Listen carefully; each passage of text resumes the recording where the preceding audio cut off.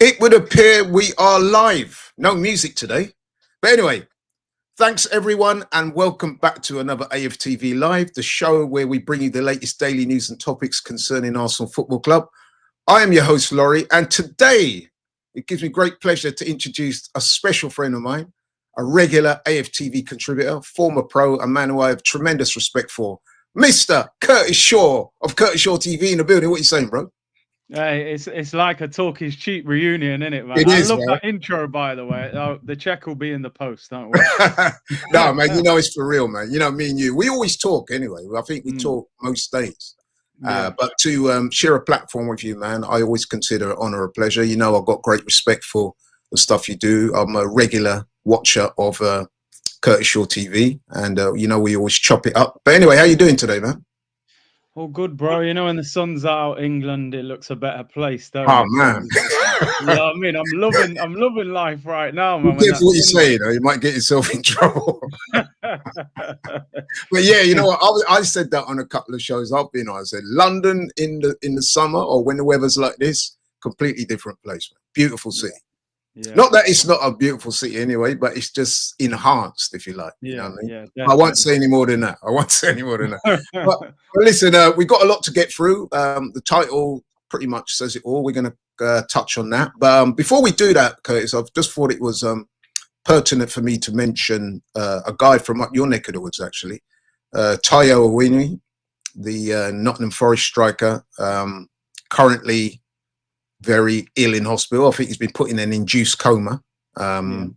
He suffered a severe abdominal injury, and obviously myself, everyone at AFTV, I know you will do. We wish him all the best. We hope he gets well soon. And Curtis, I'm sure you second those thoughts. Yeah, obviously a Nottingham boy myself. I know a few of the coaches at Forest, and I think in general that rule where the offside flag only goes up once you touch the ball, they need to reassess that rule, because Awoniyi was 4 or 5 yards offside, and if the flag goes up straight away, that never happens. He ends up colliding with the post, and I think something like this has been brewing for a long time. So yeah, obviously get well soon, and I think they need to look at that rule. Yeah, absolutely. I heard is it Danny Mills?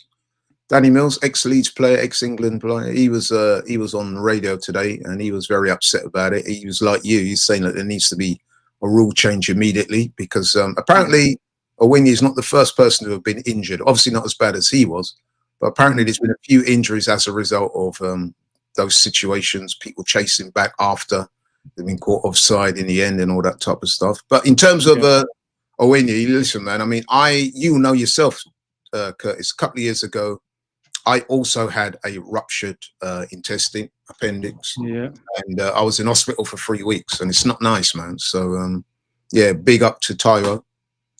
Best wishes to him and his family. Hope he gets well soon. So, yeah, man. What I'll just mention now, I thought that was pertinent. But listen, let's get down to business, Curtis, because you got the news, I got the news.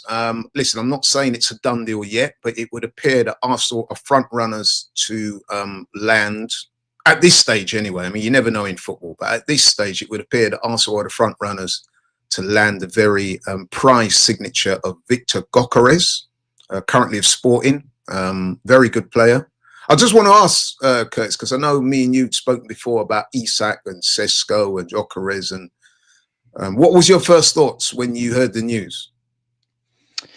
I mean, first of all, Arsenal being front runners is, we've been front runners a lot of times now. Absolutely. So until I see him holding up the shirt, I won't get too excited. But listen, I think since Aubameyang, we'd mentioned that name once with me and you on the show. I may have mentioned him a couple of times here and there. Well, just a few hundred times since he's left, but I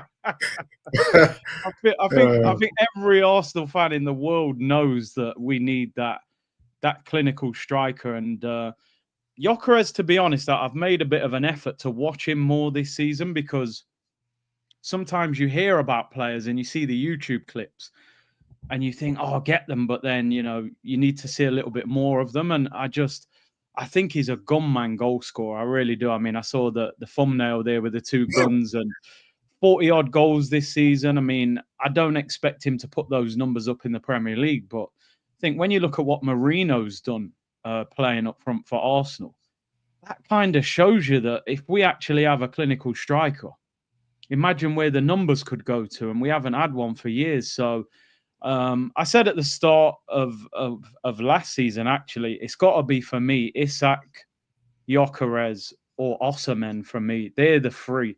Sesko for me is a project striker that I think two years of development. Experience.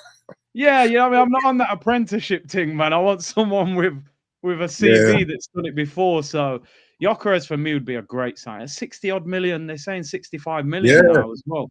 So it's a no-brainer. No-brainer for me. Yeah, I agree with you, man. I mean, a bit like you, my first choice would have been Isak, but it became pretty clear in recent weeks that we're unlikely to get him. So, my attention's then turned to Gyökeres. We have been quite heavily linked with Sesko, but I agree with you. I think we need someone to hit the ground running. I mean, once upon a time, I did, in one of my previous jobs, have a role that required me to interview candidates for jobs. And, I mean, there were times, Curtis, for certain roles where it was made very clear we need somebody to come in and hit the ground running. You know what I mean? We didn't have time to train them up and all that type of stuff. We needed someone who's going to come in. The first day at work, they've got to be ready. You know what I mean? And I think that's where Arsenal are in terms of a striker. I mean, to say we need a striker is like saying you need water to grow plants. I mean, it's a no-brainer. I mean, if you look at our, I would say, disappointing campaign this season, Curtis, 36 games, 14 draws. A lot of those draws, Curtis, I would suggest that had we have a striker worthy of the name, a lot of them draws would have been turned into wins, and we would be having a very different conversation now at the end of the season. Arsenal obviously not going to win anything this season. What do you say about that? And not only that, Laurie, we could be in the Champions League final because let's be honest. Well, even though we were the better team. The better team lost, definitely. Not only were we the better team, apparently we were the best team in the competition. And the whole PSG coaching staff told Arteta they did. He deserved to win, but they were very candid with him. They were very candid with him. I think the only person that didn't tell him that, though, was Luis Enrique. Anyway, I digress. Sorry, Chris. I had to get go easy in the comments, man. I don't know, Listen, you need a sense of humour to be an Arsenal fan. We've realised that. Hell yeah. Yeah.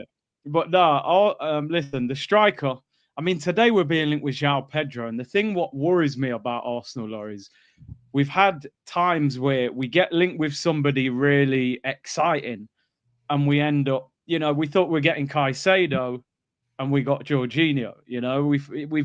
We thought we're getting Luis Suarez and we get Lucas Perez. We've been in. So I hope Gyökeres isn't this smokescreen. It sounds like Berta is the one that's really pushing that deal. Apparently, he wanted him at Atletico. Yeah. I think Arsenal need a win now striker. I think signing project strikers is not what we need. We can't afford to wait a year or 2 years for someone to hit the ground. So for me, Gyökeres is definitely one I'd be looking at. And I definitely think that Arteta, for him, I think he's smart enough to know that, listen, next season, he's going to be under a little bit of pressure. I think that's an understatement. So he, more than anyone, will appreciate the need for somebody to come in and hit the ground. There's no more time for project building. There you go. I thought I'd put that caption up there. I like that one, George. I like that. George has obviously has been around in our previous days of talk is cheap. So well said, George. I like that. I have to admit, Laurie, for a guy that obviously born and raised in the ends and things like that, you're the words you come out with, you're a very intelligent guy. Sometimes you're saying words, I'm like, right, I've never even heard of that word. But you make it sound good. A couple of times. But you know what that is, man? That is, I have to credit my mum and dad for that, because when we were younger, they always used to insist that we speak properly. It was one of them ones. Whenever I was around my mum and dad, I had to speak properly. Obviously, when I'm out on the road now, that's different. And secondly, she was always very keen that we read books. So, I think you pick up a lot of vocabulary through reading books. But yeah, I just want to say, go back to the Gyökeres thing. I remember Gyökeres. He first came to my attention, Curtis, back in 2023. And I remember that because I was watching Luton versus Coventry, it was, in the playoff final, the EFL playoff final. And I was at home that day and I watched the game. Now, I was watching it with interest because, as you know, back in the day, I used to live in Luton. And I do like to follow their results. And obviously, that was a massive game for them and the town. And so, yeah, I sat down to watch that game. And straight away, Curtis, right? This guy, Gyökeres, he just like, you know what I mean? I couldn't help but notice him. I thought he was the best player on the pitch that day. He looked quick, aggressive, you know what I mean? I thought, rah, this guy's a real handful, you know what I mean? Luton won that day. They won on penalties. Gyökeres, I think he didn't score, but he scored one of the penalties in the penalty shootout. But he did leave an impression with me. So he was always in my subconscious.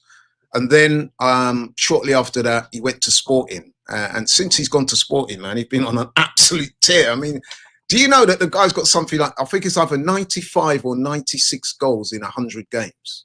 Yeah. Now, I don't care what league you're in, bro. You know what I mean? If you're posting them type of numbers, that tells me straight away that you are a hitman. Yeah. You are that man that, you know what I mean, when there's a contract on the line and something needs to happen, you get that call because they know that you are going to be that guy that can deliver. Yeah. You know what I'm saying? So that's when he first come on my radar. And like I said, just what I saw that day, he didn't score, but like I said, he was very impressive. Big, strong guy, quick, aggressive, held the ball up well, likes to shoot. I thought, you know what? He would go. And that was back then. That was 3 years ago, or 2.5 years ago, wherever it was. I was saying then that he could be a potential Arsenal player. So it's kind of interesting. And here we are now, you know what I mean? So, yeah. And then, you know what I mean? He's been around the block, isn't he? I mean, he's at Swansea. He's at Brighton. I know he never played for Brighton. Yeah, yeah. And do you know what? I actually think the Championship's one of the hardest leagues to play in. You know, it's such a competitive, physical league. And he scored over 20 goals at Coventry. He goes to Sporting, has a big season. You're thinking, it could be a one-off. Maybe this is another Darwin Núñez because he had a big season. Liverpool paid big money and, Darwin hasn't worked out. But I think he's a different player. And the striker market's so weak at the moment.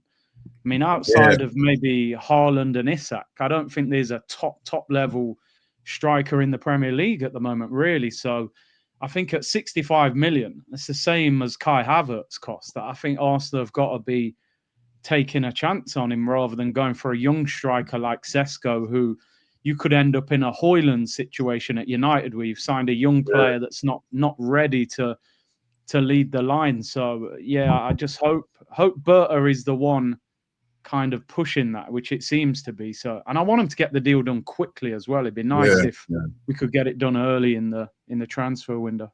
That would be big for Berta if he can get that done, because I mean, obviously he's come to the club. There's been a lot of talk about Berta, and he comes with a very good reputation.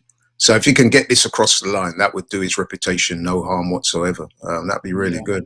But we mentioned Isak. I think it's also worth pointing out, Curtis, and I do think I'm right about this, that am I right in thinking that Isak and Gyökeres, they're both Swedish, right? Yeah. And internationally, it's Gyökeres that gets the number 9 shirt. Yeah, I saw that. Yeah. Isak, I think, plays off the left for them. So a bit more mobile. Yeah, so you know what I mean. So do you think that's significant? I think that's maybe as well because Isak can play out wide. I don't think Gyökeres really can go out wide. But the guy's nickname is Glock 9. I think that tells you everything. I mean, I don't know what we've got. Glock 9, man. We've got a water pistol. We got a water pistol up front at the moment. You know what I mean? I need Glock 9 up top, bro. I'm telling you, Gyökeres they call him. Wow. Ain't no joke, bro. Yeah.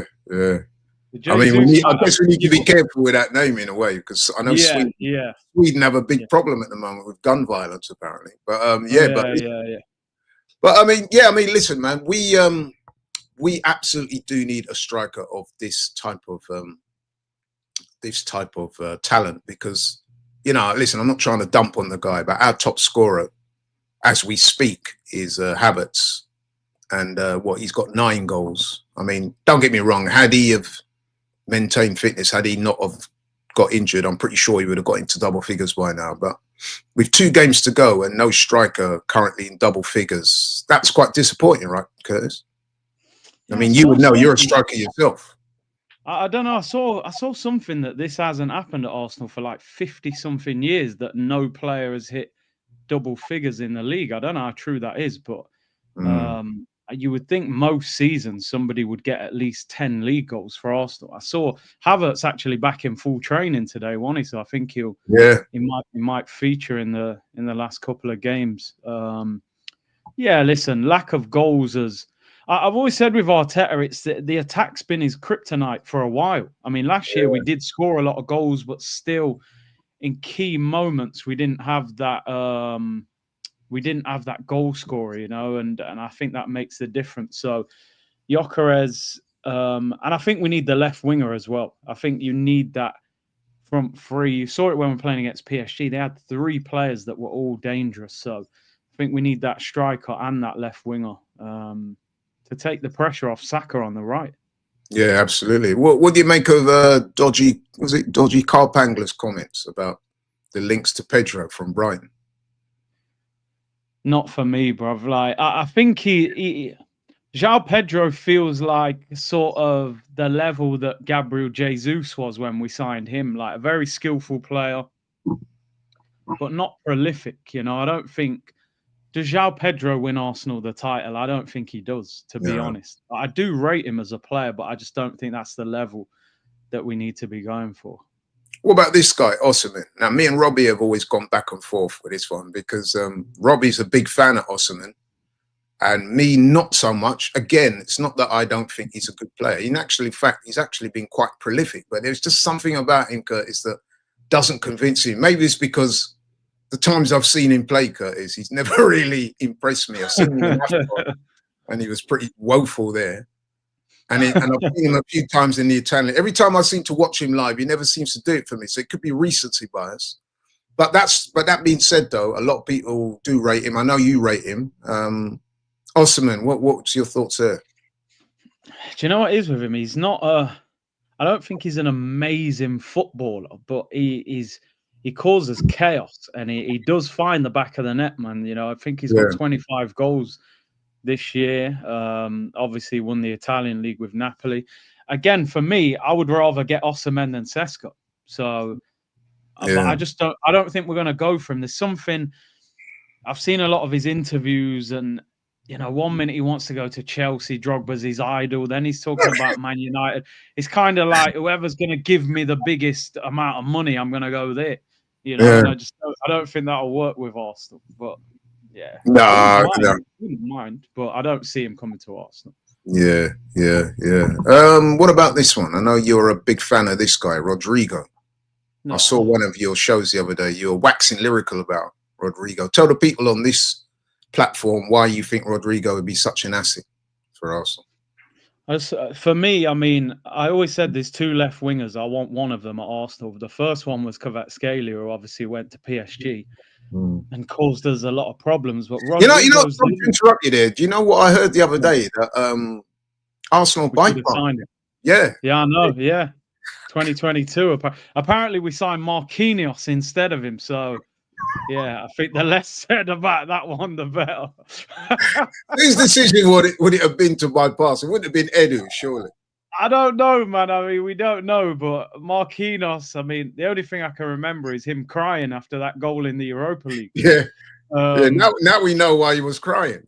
He couldn't believe that he was playing for us. Oh, God. But no, Rodrigo is... Listen, I think he's a brilliant player. So good in possession. I know his numbers are not amazing at Real Madrid, but if you read a lot of these stories that are coming out, he's a natural left winger. He's played at Madrid on the right because Vinny's been on the left.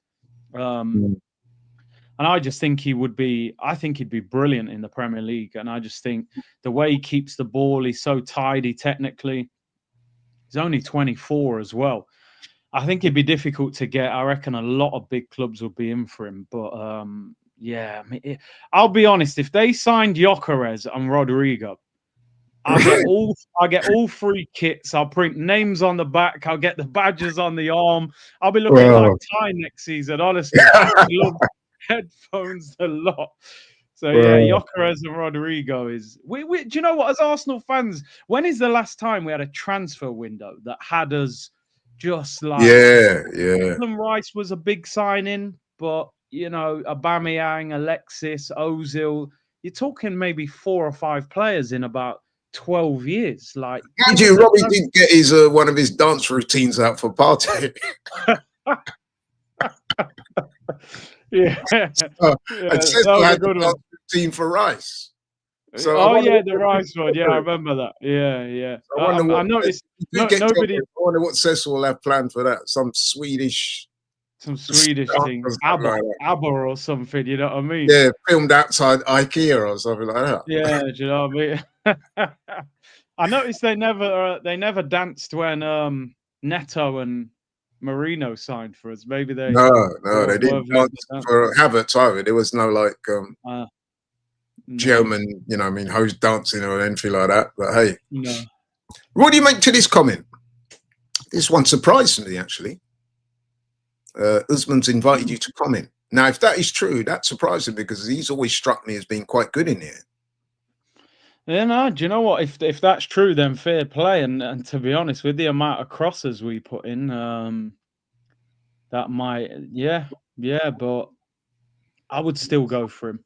Yeah, I mean, I know this is a crazy comparison, but you know, Anelka, Henry, them guys didn't score a lot of headers either. And to be honest, Aubameyang didn't score a lot of headers. So yeah, that's true. Yeah, still. Does it matter as long as the ball goes in the back of the net? I mean, at the end of the day, that's what they're there for. That's what you'll be judged as a striker on your numbers. It's as simple as that. You know what I mean? It's as simple as that. When my good friend and yours, Aubameyang, was at the club, there were 1 or 2 people, the lead judges of this world. Enough respect to Lee, by the way, but he was sometimes critical of Aubameyang. What does he do? The only thing he does is score. Hang on a minute. That's what he walked to the club to do, and he did with aplomb for a couple of seasons. Okay, it didn't end well, but as you said earlier in the show, Curtis, since he's left the club, we're struggling in that area. So you know what, that comment from Whole Up's banging, he said, "Oh, you know when Yova gets him in training, Partey's just doing long throws. He'll be like, listen, man, you know, we'll sort out heading the ball." You know what about the long throws, right? Some people have been quite critical, and I guess that goes to the snobbery in football. But I have absolutely no problem with that at all. I mean, up until the game when he started doing that, I wasn't aware that Partey was capable of launching the ball that far. You know what I mean? But it nearly worked on a couple of occasions. And I don't know about you, Curtis, but I have absolutely no problem with it. If he can do that, because you will know yourself, Curtis, having played the game at the highest level, throw-ins can often, especially when the trajectory of the ball, they come in, they whip them in like that, can be quite difficult for defenders to defend. Well, that I think it was the Odegaard shot what Donnarumma saved. That was from the long throw. That's right. I think the only reason people used it against us is because there's this perception that Arsenal always played beautiful football, and then Partey's dashing the ball in the area and David Raya's smashing free kicks from the halfway line. So that's where the whole Stoke City thing came from, you know. But if it works, I think if you've got a weapon in your armory, you've got to use it. But 100%. You know, you hope it works. That's the thing.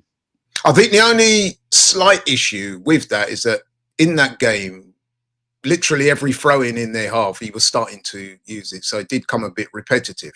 So you kind of lost a little bit of the surprise element. But as a tactic, I must admit, I'm not above that, man. At the end of the day, you get a throw in and it leads to a goal. It's all good in my view. We got a super chat here from Hammer Nail Amiro. It says, if we sign Gyökeres, he will likely get injured in the beginning of the season. Arsenal curse. We need to sign 2 strikers. We have none at the moment. Now, on that injury thing, listen, you can never legitimize, you can never legislate against injury. You know what I mean? Things happen. I mean, look what happened to Awini the other day. Things happen in football. But I've checked, and Gyökeres' injury record is pretty good. And he looks a big, strong man as well. So I'm thinking that we'll be all right on that front. But what do you say to that? And what do you say to the his assertion that we need to sign 2 strikers? I mean, what would you do with Havertz, Curtis? No, I think you know what I'd do with Havertz, mate. He'd be on the transfer list, but keep it clean. he'd be on the transfer. He'd be on the transfer list. But no, listen. I'd like to see 2 strikers, but I think the problem you've got financially is you've got Jesus on 200 grand a week plus. He's out till December. You've got Havertz, who's the top earner. Whether Arteta would sell him, I doubt it. He's a massive fan of him. Then if you bring in Gyökeres, they're saying over 200 grand, and then you want to bring another. I think from a financial point of view, they're not going to have 4 strikers on the books. And then with Gyökeres, with the record, I mean, I remember Partey was hardly ever injured in Spain. He came to Arsenal, he couldn't. So, but no, hopefully he's quite a robust striker, and hopefully his hamstrings stay intact, because everyone seems to be getting hamstring injuries at all. Yeah, I know, man. That is quite worrying. Although, to be fair, though, I do think hamstring issues are a concern across the whole of the Premier League. They are, yeah. But it would appear that we've been disproportionately affected, as usual, with key players going out, long-term injuries as well, with injuries. We did. I just want to rewind slightly. You touched on Rodrigo at left wing, so presumably you'd let one of our current left wingers go. Are you able to say which one would fall on their sword?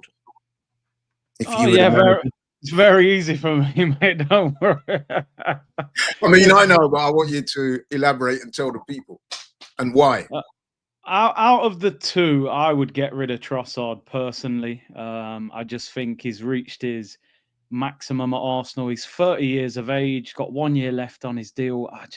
I don't think he's been great this season. All that not celebrating because I feel I should be starting, but then when you start, you don't really do much. Hasn't really worked for me. Listen, I think Trussard for 27 million has been a decent signing for Arsenal, but I think you've got to look at that and go, we signed him, he's had 3 seasons, been a decent player, scored some big goals, move him on. I wouldn't want to give him a new deal. I know some people are saying, I did a show yesterday with Turkish, and he was saying sell Martinelli because he'll be worth more than Trussard, which I get that school of thought, but I still think Martinelli could have a role to play at Arsenal. He's 22, 23. Still think you could improve him. Maybe, I mean, I thought the other day he did well. He did front against Liverpool, actually. So I would rather, I mean, imagine having Rodrigo and Martinelli. I think that's 2 great options, even if Martinelli becomes more of an impact player. So Trussard for me would be the one. On his sword, He'd be the one to go. And the Saudis were in for him, weren't they, last summer? They were. Yeah, they were. So, and Trussard looks like the type of guy that, unlike Martinelli, I don't think he would countenance too much being on the bench. You saw the old celebrations and stuff like that. He was, and I do agree with you. I would keep Martinelli. I think Martinelli's ceiling is higher, and I think his attributes in terms of his raw pace, explosiveness, serve Arsenal better, especially if we do get Rodrigo, which is a bit of a stretch, I must admit. But if you've got Martinelli coming off the bench, when the game is being stretched, he can use his pace and explosivity. And I've got to say, he's got better as the season's gone on. I mean, earlier on, just before Christmas and that, a lot of people were expressing their doubts. I know you were one of them. But in recent weeks, I thought he's got better. I thought he actually played really well against Liverpool. I mean, the manager, he did. And I was at that game, and I do agree with that, to be honest. I thought he was really good. Mikel Arteta did something that we wish he'd do more, Curtis, which is to be proactive and make changes. And he put him through the middle. And I thought he did well there as well. And he was the catalyst in terms of us getting back in that game. So, What would you do then out of the 2 left wingers if you had to sell one of them to bring somebody in? Yeah, I've said I would agree. I agree with you. I think if someone's going to fall on their sword, unfortunately, it would have to be Trossard. I agree with you about Trossard. I think he's a good player. But what I would say about Trossard, and there's a few in the Arsenal team that I could put in this same bracket as well, is that they're good players. However, if Arsenal are going to aspire to be at that top level, the elite clubs in Europe, I think one or two players have to be moved on. And unfortunately, I think he's one of them. Agreed. You know what I mean? So there's no real shade on him. He is a good player. I'm not like calling him out of his name or anything like that. However, I do think that you know, that's what it's like, innit, at the top. You have to be ruthless. You have to. And you know, at the end of the day, these guys, what's it, 1 trophy in 5 years? Arsenal need to be winning something, man. And I'm pretty sure the manager is acutely aware of this. I think he's going to be under a lot of pressure next season, Curtis. I mean, I don't expect Arsenal to put him under that much pressure. However, if we get to October, November next season and things are not looking great, and let's be honest as well, Curtis, there'll be winter months when it's cold out there, wet and all that. Once people stop turning up to games and buying merch and all that type of stuff, then the money men at the club will look at that and they'll be starting to think, look, as much as we love Mikel, mate, and as much as he signed the contract, these empty seats in the stadium, man, we can't be countenancing that. You know what I'm saying? Because that's what did for Wenger. You know what I mean? Of course it did. So, when they saw thousands of empty seats. And let's be honest, the Champions League runners kept the fans engaged. Otherwise, this season would have been over weeks ago. Yeah. You know, so it's a good job, really, that we got far in the Champions League. So I think whether you're a massive fan of Arteta or not, I think everybody knows that he has got to win something next season, because reading those stories about Saliba and Real Madrid, and nobody's really cherry-picked any of Arsenal's players for a long time since Sanchez really went to Man United. So you've got to win something while this team is together. So they need that big transfer window. They need to nail that window this year. To give him, because don't give him any excuses. You know, I don't want him sitting there at the end of the summer and going, well, you know, we didn't get. I want him to get the left winger. If you want Zubamendi, you don't want him there at all. Well, listen, I'm on AFTV, right? I'm on my best behavior, guys. Like, when I'm on my channel, I go a bit crazier. Now Laurie's trying to set me up here. I think it's fair to say that you and Dan Potts are not what I would call the chairman and vice chairman of the Mikel Arteta fan club. Actually, no, I think they'll miss that, the chairman. That's Yardman. Mr. Arteta holds. Arteta hold. No, listen, I definitely don't have a membership in that club, I'll be honest. You know what I mean? But listen, I'm hoping that he wins something next. I've always said, man, I've never been that crazy about who the manager of the club is. I just want that manager to be successful at the club, and absolutely. You know, we'll all be happy. So, do you think? I know I'm not trying to set you up. This is a genuine question, right? So, let me try and phrase this in a way that you know, I mean, it doesn't appear like I'm trying to set you up. But do you think that with Arteta? Do you think that he is rather like how we just described Trossard, insofar as he's a good manager, capable manager? However, does he have what it takes to land the big one? Are you seeing anything within his management style and the way he goes about things, that are you convinced that if he gets the right players, if he gets a Gyökeres, if he gets a Rodrigo, if he gets a Zubamendi and people like that, are you confident that he has what it takes to deliver a trophy? Because let's be honest, man, in football, it's not just the players. I mean, you know, we've seen it with Real Madrid this season. Look at the star-studded lineup that they've got, and they're not going to win anything this season. So are you convinced that if we get the right players, the manager has what it takes to deliver major honours at Arsenal? I'm not talking that FA Cup or Carabao Cup. I'm talking the league, Champions League. I would say I'm not confident, no. I'll be totally honest with you, because for me, with Arteta, too many times when it's turned to crunch time, he tactically has been found out. You know, if you think back to Villarreal semi-final against Emery, you think back to Man City the year when we were 8 points clear away from home, PSG home and away. When has Arteta really tweaked something in a massive game and that game's ended up in our favour and you go, oh my God, you know, I mean, them tactics, he nailed it, you know? So I'm not saying he can't. And it would be interesting to see if you put a striker and you put a left winger in the team, how he gets on. I'm not saying he can't, but I'm not sure, because let's be honest, this year it was us and Liverpool with a new manager that hadn't hardly signed any players apart from Chiesa, and we've been done by, what are we, 15 points behind Liverpool. So Pep's going to be back. I mean, I don't know if you see Man City now are trying to get Florian Wirtz. They want Reinders. Like they're coming back. They're moving mad. They've signed Mamouche. Pep saying, what, you lot think I'm soft here? Watch this. I'm going to win the FA Cup, get in the Champions League and go mad in the summer. Yeah. So, listen. And Liverpool will strengthen. Newcastle will strengthen. Yeah. Next season. So listen, I hope he can. I hope he can. For me, Laurie, Arteta needs to get back closer to last year and the year before in terms of the playing style. I think Arsenal are too micromanaged, too predictable. And they need a bit of spark, a bit of X factor, a bit of individual brilliance where you just allow people to just go and play. That's what I think we need to see next season. Yeah, I think you're right. And I think I would also question some of his in-game management as well. I've spoken many times about it, you know, and I can give examples of that. The substitutions are often like for like, far too late in games. I mean, most recently. I mean, Curtis, I don't know if you know, but we once had a player, a young guy called, I think his name was called Ethan Wanyeri. Does he still play for us? I thought he's left.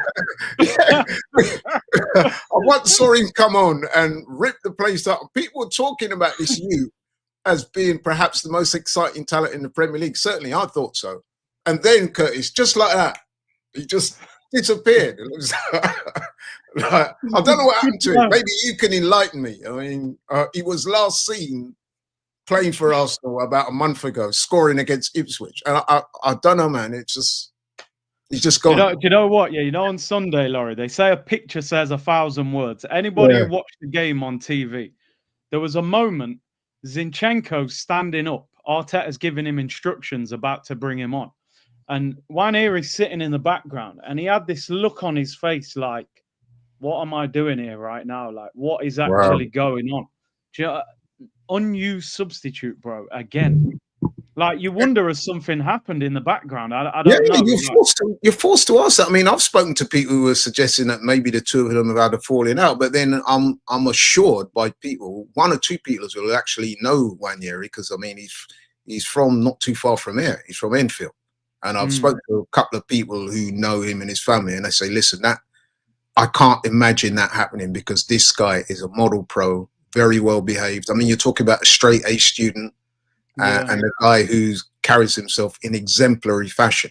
So they said, I can't imagine that there would have been any crosswords between him and Arteta. But how he's not played, I mean, I'm at a loss to explain. Do you know anything?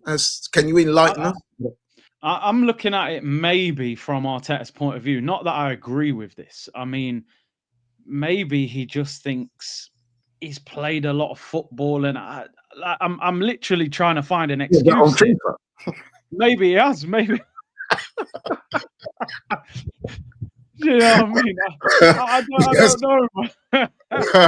I don't know, man. Look, I'm actually trying to defend Arteta. I know. People, but I can't. Imagine that. No, man, he ain't playing him. He ain't playing him.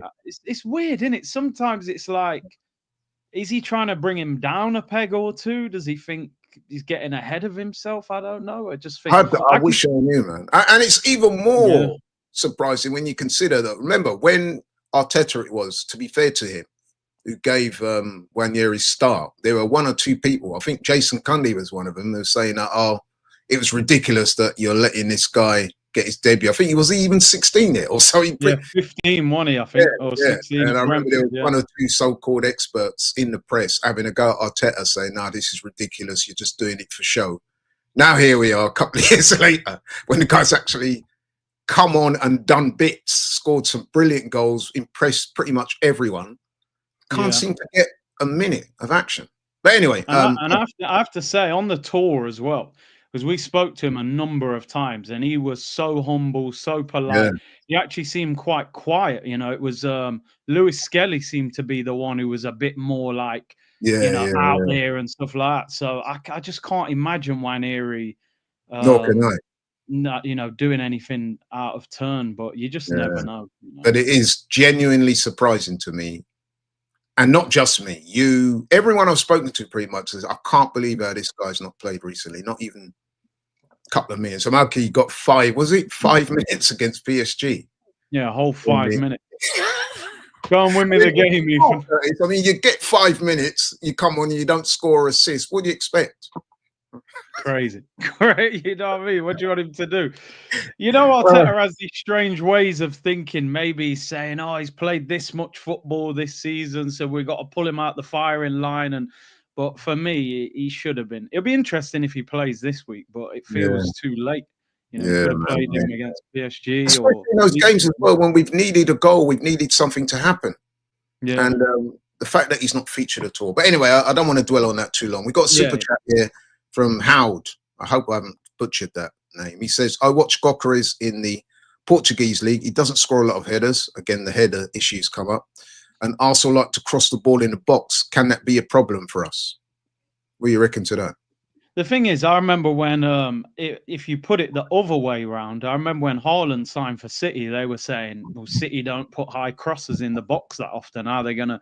And all of a sudden, they kind of adapted. And so I think when you sign quality players, you figure it out, you know. Absolutely. So, yeah, I haven't got a problem with that.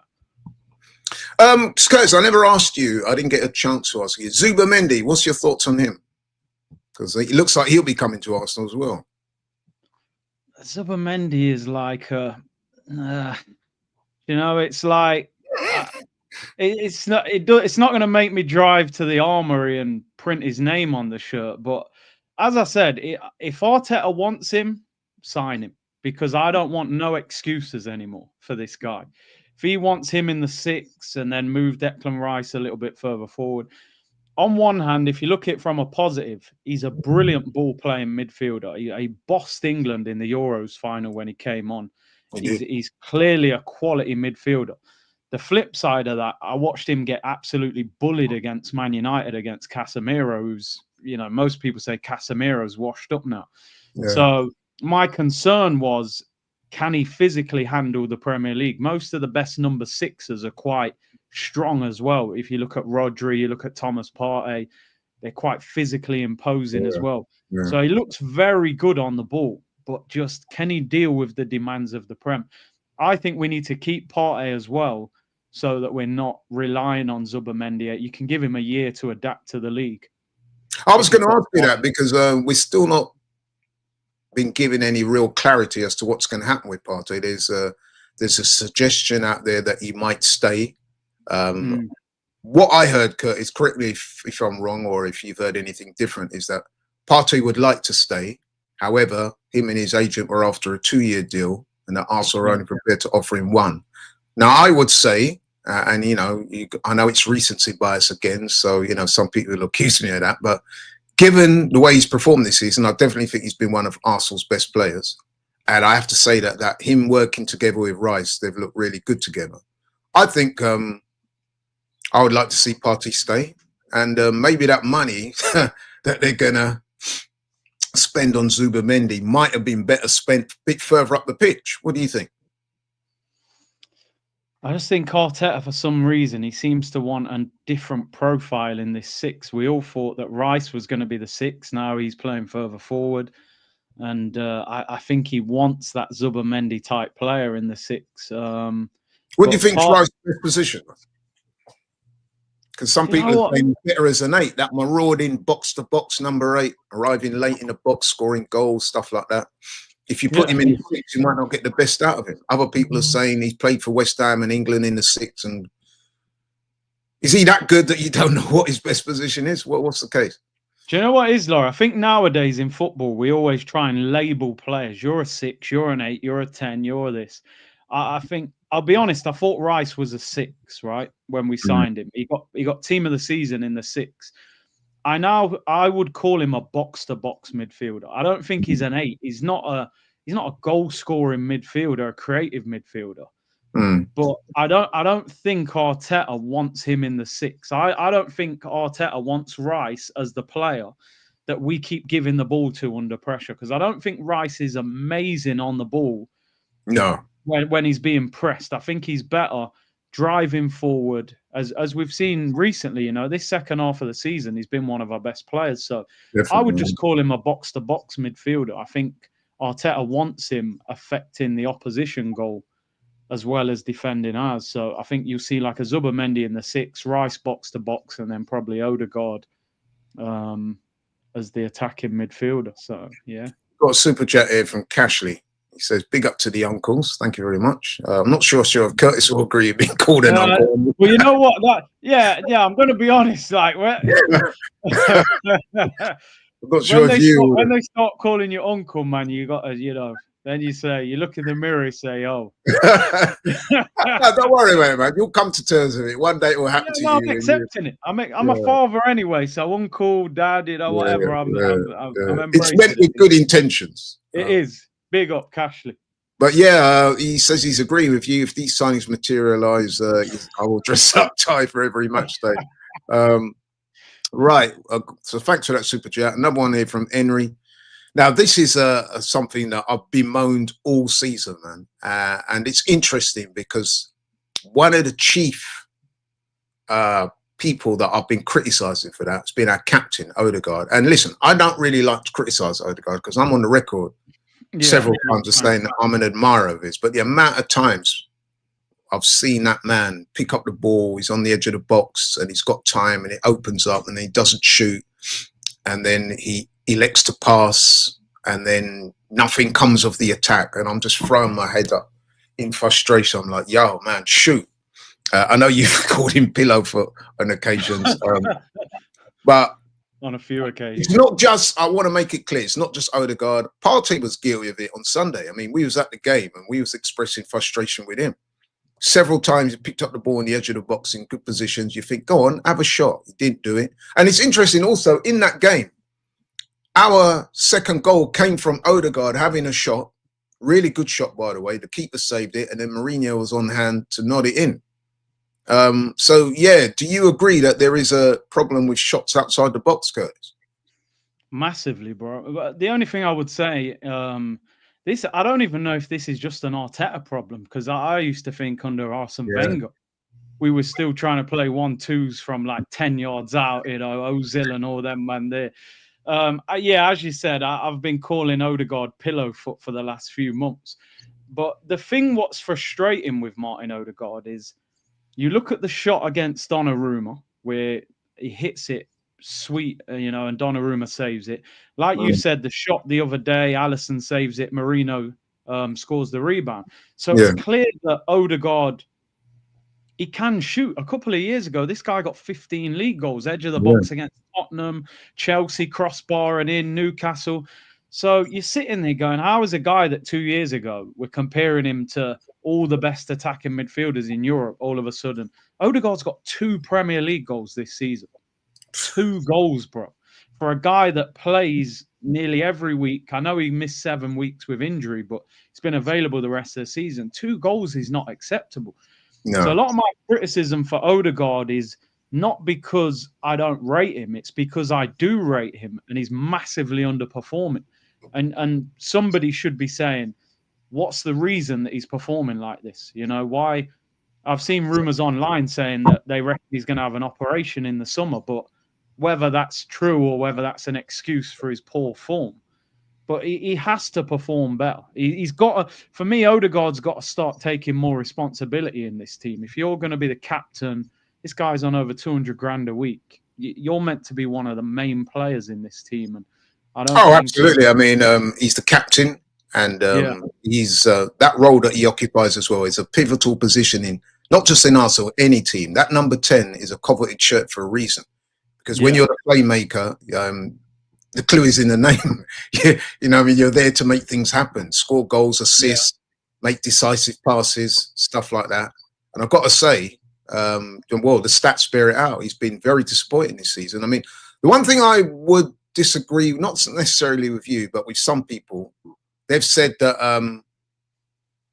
that he's gone hiding. I'm not so sure if I would put it that far. I don't think he's gone hiding. I think you can see that his confidence has been affected by his relative poor form. Actually, it's not even relative. It is, let's be honest, let's keep it real. It is poor form. I think his confidence has dipped, but I think that that's what happens with human beings per se. When you're not performing well week in, week out, and you're not at your optimum levels, certain things that you would have tried if you were confident, you tend not to do so. But I wouldn't say he's been hiding. I do think he's been putting a shift in. But listen, his performances have not been anywhere near what we would expect. And I've got to say, Curtis, there are some people saying that his position in the team needs to be looked at, and we might want to strengthen in that area also. Now, what do you say to that, Curtis? I totally agree with that. You said something earlier in the show. If Arsenal want to go to the next level, you know, the standards, and there needs to be some ruthless decision. Man City are trying to sign Florian Wirtz. Now, they might not get him, but anybody who's watched that guy play, they're the kind of levels that these teams are trying to go to. Even Liverpool have actually been linked with him today. So, Odegaard, I mean, for me, I think there's a discussion about the armband as well.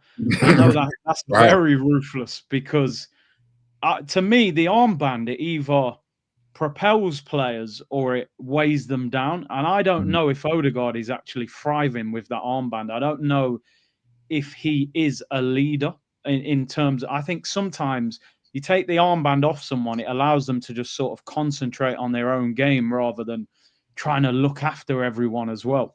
So, listen, I think we should be putting pressure on him by signing somebody, whether that's like an Eze, whether that's a Cunha, somebody that can, because I feel like Odegaard can play badly for 4, 5, 6 games and he knows he's not going to get dropped. And I don't think that's a good situation to be in. I'm not saying sell him, but I think he should be under pressure. Chris Lewis, by the way, I met him a few times, you know, because he played for Nottinghamshire for a little bit. He did. That's one of the reasons why I posted that, because Chris Lewis, I don't know if you know his story, but he spent some time in jail, didn't he? Did he? I didn't know that, man. After cricket, unfortunately, he got himself tangled up in some. The man turned shotter. Wow. No, well, to be clear, he was involved in like bringing back some contraband that wasn't legal, and he got nicked for it, and he spent some time in jail. I don't know what he's doing now, but he was a very good cricketer back in his day. Chris Lewis. So I wouldn't have said I look like him, but hey, listen, man, it is what it is. You don't all look the same, you know. Oh, you better relax. You've said enough. I better, because if anyone's been watching over the last few days, I seem to be getting it. You know what I mean? Apparently, I've got Joey Barton on my case, Curtis. Yeah, I know. I want to see a charity boxing match you against Joey Barton. I am getting on a bit, man. But I'll tell you, I wouldn't back down from Joey Barton. I'll tell you that much. You know what I mean? No. Even if I could land one on him, I'll take the chance. You know what I mean? To go back to Odegaard. So interesting. So you're saying that you're not sure about him, to say the least, and you're questioning his captaincy. So who would you give the captaincy to the start of next season then? I'll give it to Deckers. That is an important role. I give it to Deckers, 100%. I think he's the leader of that team, and I just think he's. Somebody just said it, actually. They're marketing him almost as the leader. I mean, I don't know if you know, they're doing some sort of meet and greet with Rice when the shirt comes out now, and you know, get your Declan Rice name on the back of the new shirt. Listen, I like Gabriel as well. For marketing purposes, because they know he's had such a good season. They want to cash in off the back of that. Maybe. Because let's be honest, Declan Rice, after that Real Madrid performance, man, his stock went through the roof. You know what I mean?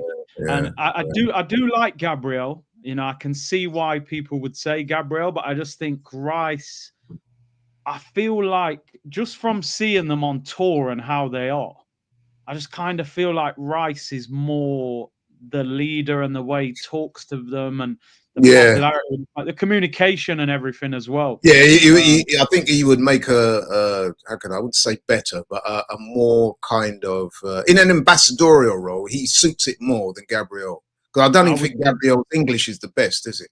I think I mean it's improved, but it's still not. It didn't sound fluent when we were speaking to him. So if you're reeling him out for interviews and he's going to events and stuff like that, it might be a little uncomfortable for him. Whereas Declan Rice is a very good fit. But a few people are suggesting that a captaincy change is needed. But I've got to admit, I can't see Arteta changing it, because apparently him and Odegaard are very close. Yeah. And I can't see that changing soon. But I do think, though, that they might want to look at somebody like Eze. I mean, whether they will or not, I'd love to see Eze at Arsenal. What about you, Kurt? Yeah, I mean, he's an Arsenal fan. The annoying thing is he's being linked with Tottenham, which is so frustrating, man. Especially Maddison's out for like 3 months now, and he plays a similar role. But yeah, I'd take Eze at Arsenal, definitely. Yeah, 100%. The only thing about Eze as well, though, Kurt, is I'm not sure because obviously I don't see them getting rid of Odegaard, not yet anyway. No.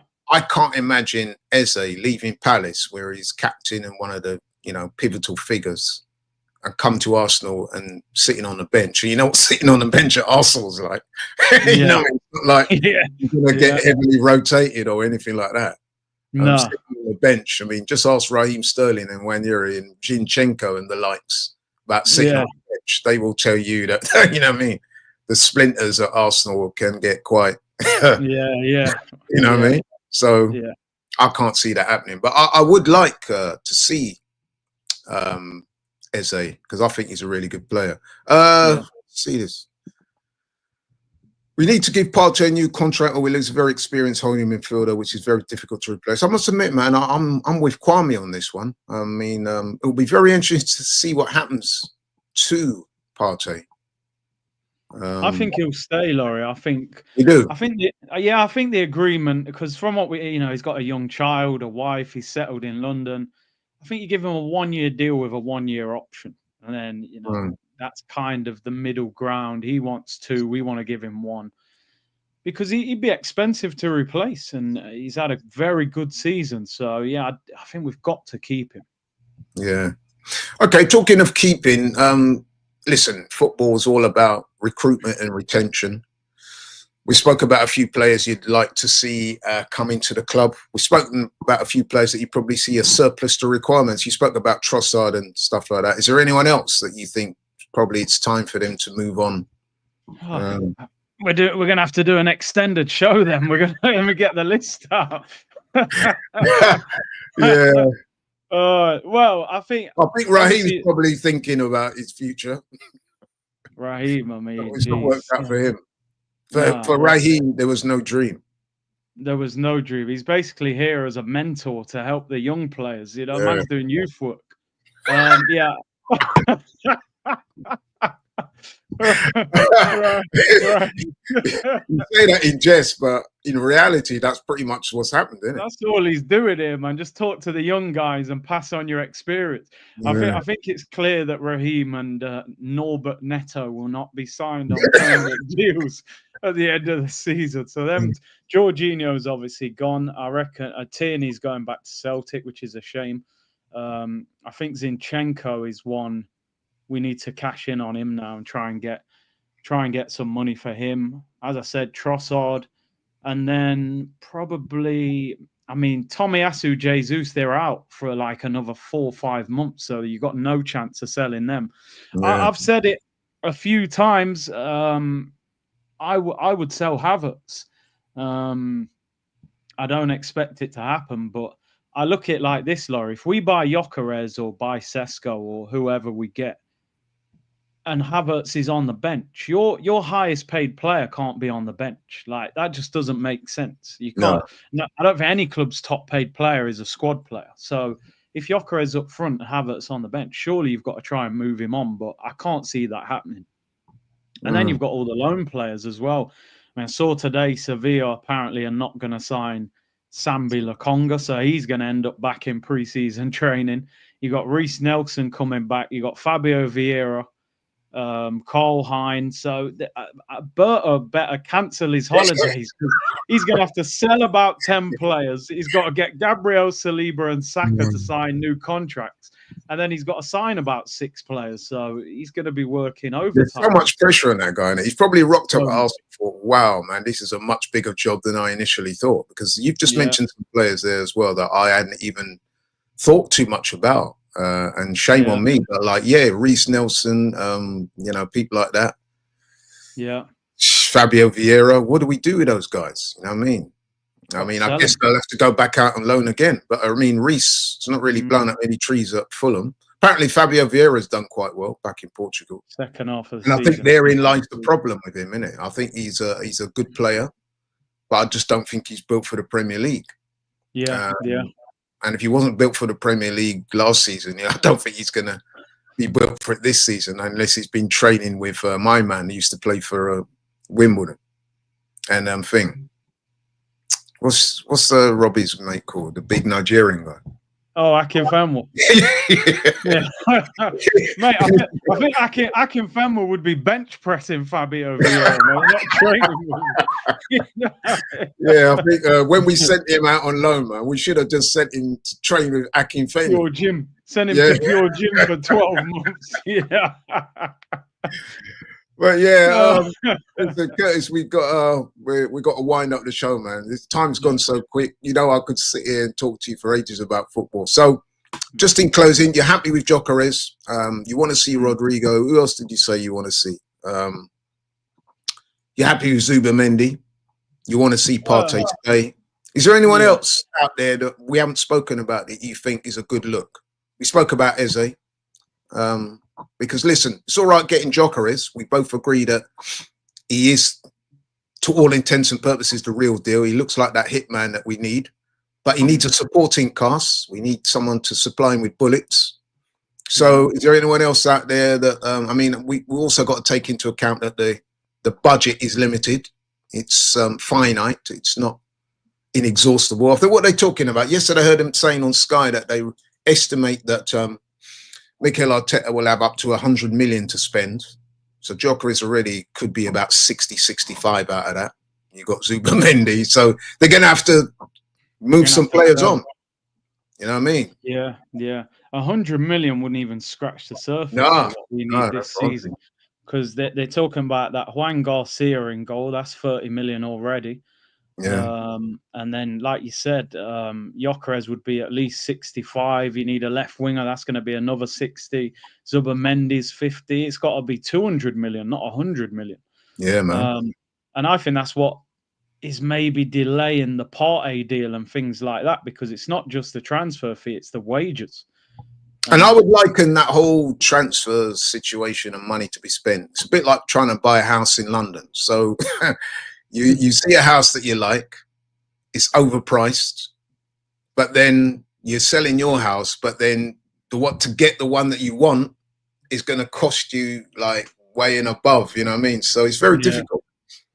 My man's going to have to not just be a good scout in terms of who he wants. His accountancy skills are going to have to be on point as well, because like you said, Curtis, 200 mil could be, you know what I mean, small fry in terms of what they need. You know what I mean? But it's going to be a very interesting season next season, and we will talk about it in future weeks to come. But just in closing, got a couple of minutes left. Arsenal take on Newcastle at home this Sunday. It's our last home game of the season. There is jeopardy on that game. Newcastle need to win it because they're trying to qualify for the Champions League. I do think they will do so, but they do need to try and get a win.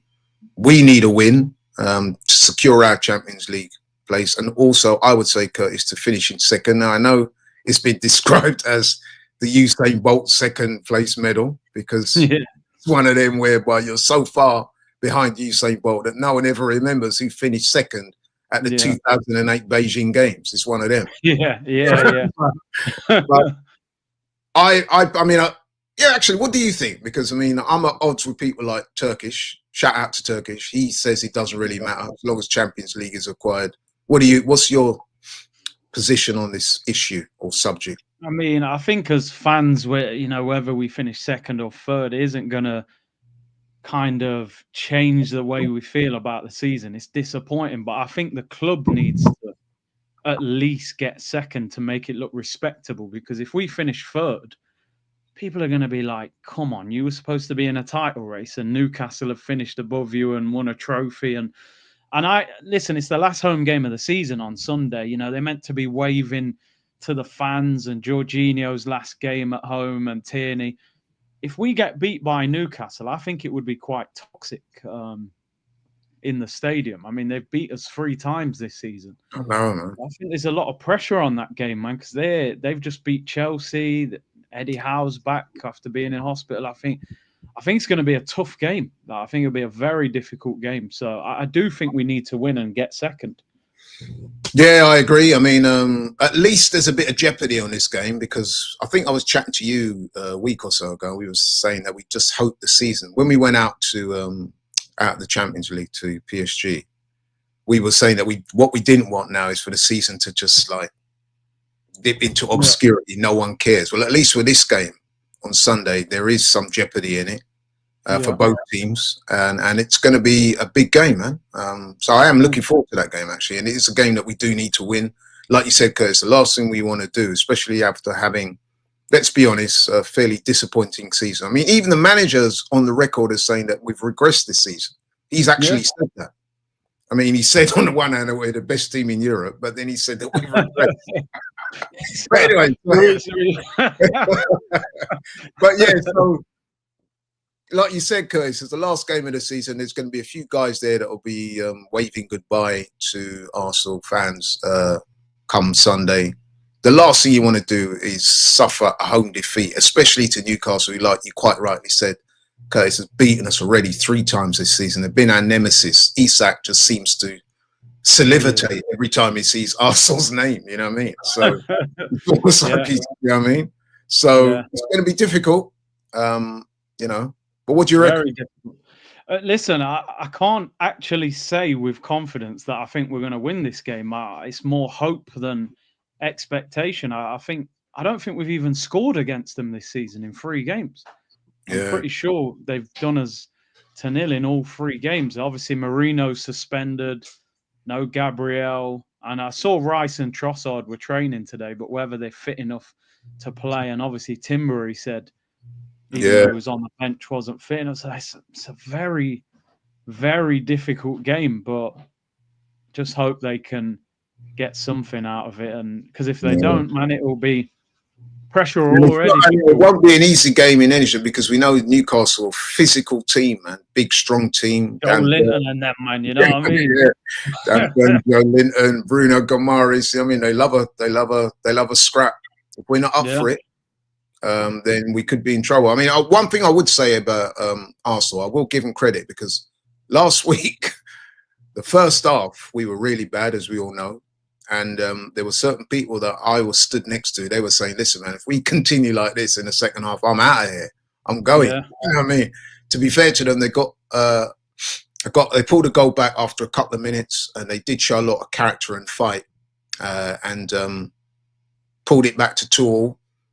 And I'll be honest with you, it looked like they were going to go on and win it up until Moreno foolishly getting himself sent off. That's another story. But I guess my point is, I did shout them out for the attitude and the character that they showed. They're going to need to show a similar type of fortitude this week, because you could argue that Newcastle need it even more than we do.